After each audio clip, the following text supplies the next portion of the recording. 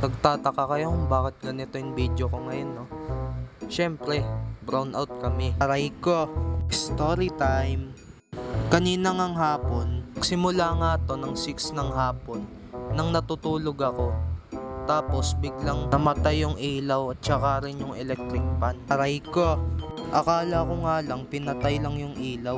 Yun pala brown out na pagkagising ko. Aray ko, sarap pa naman ng tulog ko nun eh. Tapos biglang na brown out. Aray ko, hapon pa nga lang nga nun. Kaya akala ko na babalik kagad yung kuryente. Aray ko, sobrang init na nga ng panahon na brown out pa. Pawis na pawis ako ng panahon yan. Aray ko, ay nang mga oras pala na yan. Aray ko, sobrang dilim nga niyan.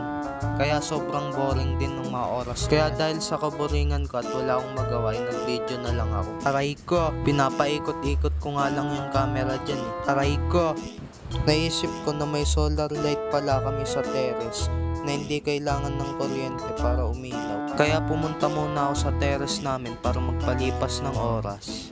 Dahil mas malamig ng onte, kaya doon ko naisipan magpalipas ng oras. Aray ko, kaya kung napapansin nyo naman na sobrang dilim, ang mga may ilaw lang ay mga dumadaan na sasakyan at may mga solar light.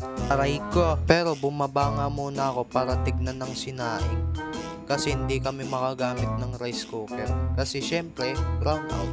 Aray ko, joke lang, nanay ko pala yung tumitingin dyan. Aray ko, kaya nga pumasok ulit ako at umakyat na sa terrace.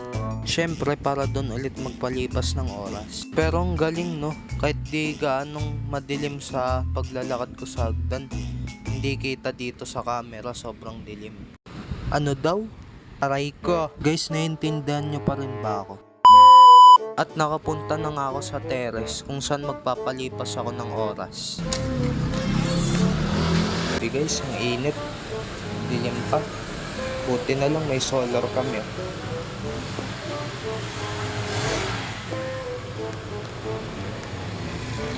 Kahit pa paano may ilaw.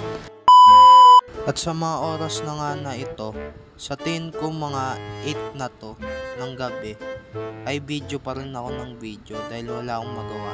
Aray ko, dahil boring, walang magawa sa buhay. Aray ko, at hinihintay ang pagbabalik ng kuryente dahil namimiss na siya.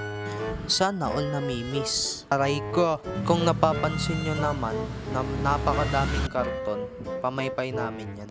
Aray ko, at sa mga oras na nga ito ay 9 na ng gabi at wala pa rin kuryente. Aray ko, at sa sobrang ang init ng mga oras na yan ay naubos ko kagad ang malamig na tubig. At sa sobrang boring ko na nga dito ay kung ano-ano na lang mga pinagagagawa ko dito. Tignan nyo, parang ewan no. At nang 10 na nga ng gabi ay ito nang pinakahinihintay ng lahat, ang pagbabalik ng kuryente. Sobrang saya na nga ng mga tao, nagsigawan na sila, pati na rin ako syempre.